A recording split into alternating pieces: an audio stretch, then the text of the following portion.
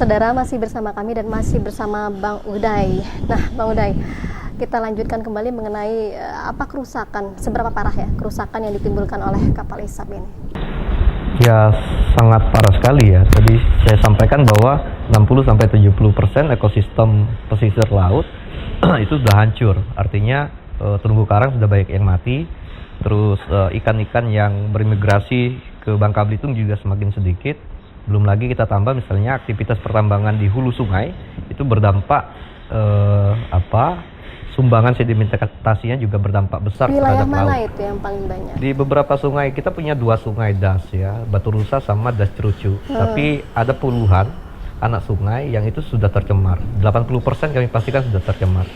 Kami pernah meriset ada 15 sungai yang yang dampak sedimentasinya itu ke muara laut ya, di laut. Nah, ini berdampak buruk sekali terhadap kehidupan ekosistem bawah laut. Tidak hanya terumbu karang, ada padang lamun gitu kan.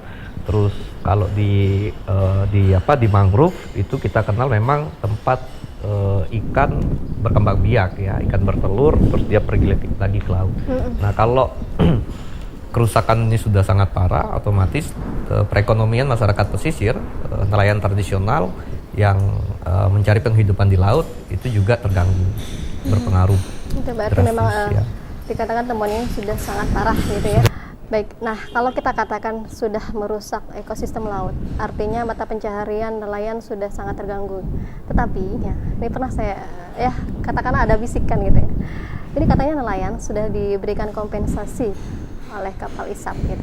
Itu jadi seberapa efektifkah gitu untuk yang dikatakan nelayan sudah mendapatkan kompensasi ini?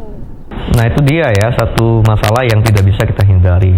Yang harus dicek memang di regulasi, baik Undang-Undang Minerba tahun 2009 yang mengatur soal tanggung jawab perusahaan dengan model kompensasi yang harus diterima atau diberikan kepada masyarakat terkena dampak. Lalu kemudian saya belum cek apakah ada peraturan pemerintah yang mengatur soal itu.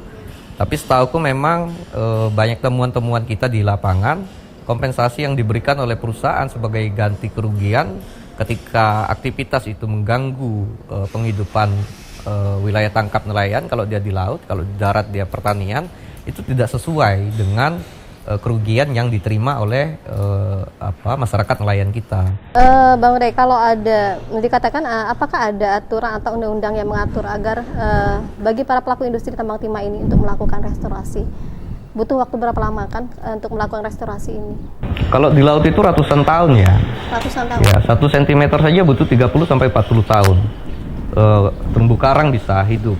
Itu pun kalau lautnya sudah bersih. Artinya kalau lautnya, visibility lautnya, sedimentasinya masih tinggi, lautnya keruh, maka potensi untuk menghidupkan kembali terumbu dan karang ini kan berbeda, itu sangat lama.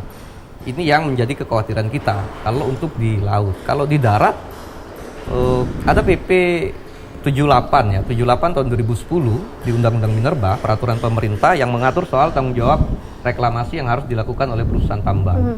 Nah, di situ memang tidak menyebutkan, memang ada misalnya 1 hektar itu 20-30 juta. Tapi kalau menurut kami ini terlalu kecil karena untuk mengembalikan fungsi lahan, apalagi dia menggunakan kawasan hutan, butuh berapa puluh tahun untuk menghidupkan 1 pohon saja. Apalagi saya yakin kesulitan pelaku tambang, dia tidak akan bisa mengembalikan fungsi lahan dengan tanaman-tanaman endemik. Di Bangka Belitung sudah banyak sekali tanaman endemik yang asli habitat dari Bangka Belitung itu sudah hilang. Nah, dia akan ganti dengan tanaman-tanaman yang itu tidak produktif. Seperti misalnya apa, kayak Bang? cemara. Cemara itu kalau kalian teman-teman main ke lahan reklamasi, 1 hektar atau 2 hektar yang direklamasi dengan pohon cemara, saya mau tanya, pernahkah kalian dengar ada suara burung misalnya? Karena burung-burung habitat dia satu kesatuan, ekosistem itu satu kesatuan. Kalau dia corak tanam atau jenis tanamannya berbeda, habitat yang datang juga itu juga berbeda. Jadi belum tentu burung kita, misal burung perbak, burung kutilang, burung-burung endemik kita itu mau dia main ke cemara, karena nggak mungkin buahnya itu bisa dimakan. Jadi kalau kita main ke lahan reklamasi, yang paling kita kita bisa rasakan adalah kita tidak mendengar suara burung. Dan ini satu sudah kita kehilangan nilai dan fungsi dari ekosistem. Nah, yang kita khawatirkan memang dengan biaya yang kecil, lalu kemudian tidak punya rencana yang baik terkait penanggulangan pasca tambang, entah itu reklamasi kalau di darat, kalau di laut itu restorasi. Ini sangat bahaya untuk kelangsungan hidup Pulau Bangka dan Pulau Belitung ke depan. Baik, untuk selanjutnya ini kan Gubernur sudah mengeluarkan surat keputusan untuk menghentikan aktivitas tambang laut yang menggunakan kapal Isapmin. Bagaimana tanggapan Bang Uday?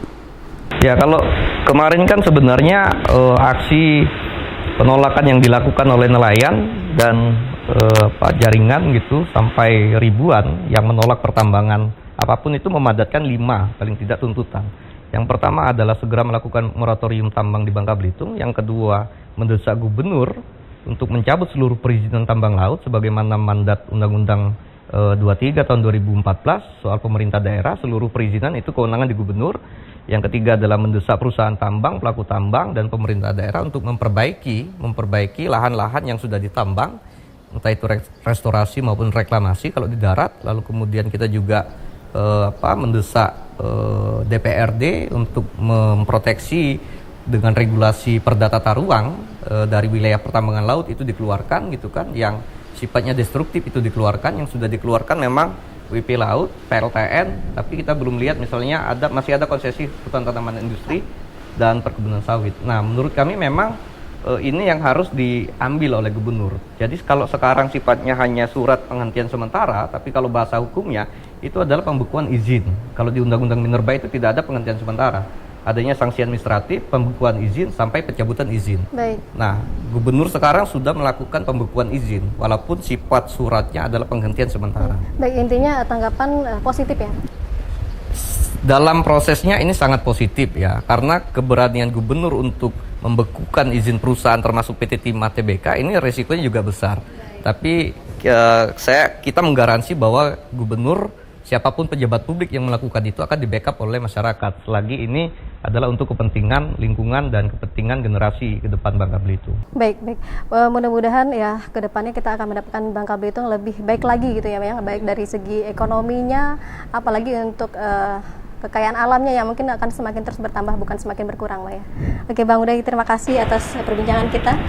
Bang Uday ini Direktur Eksekutif Walhi Bangka Belitung. Semoga kita bisa memetik hikmah dan solusinya ya, Bang ya. Karena kelestarian alam ini merupakan warisan anak cucu kita dan sangat penting untuk kita dijaga ya. Baik, saudara, sampai di sini dulu perbincangan kita. Berakhir pula program Kompas News Bangka Belitung hari ini. Saya Meta Jeniarti mewakili tim Kompas TV Bangka undur diri, dan jangan lupa nantikan selalu Kompas News Bangka Belitung setiap pukul 4 petang waktu Indonesia Barat. Sampai jumpa. Terima kasih, Bang.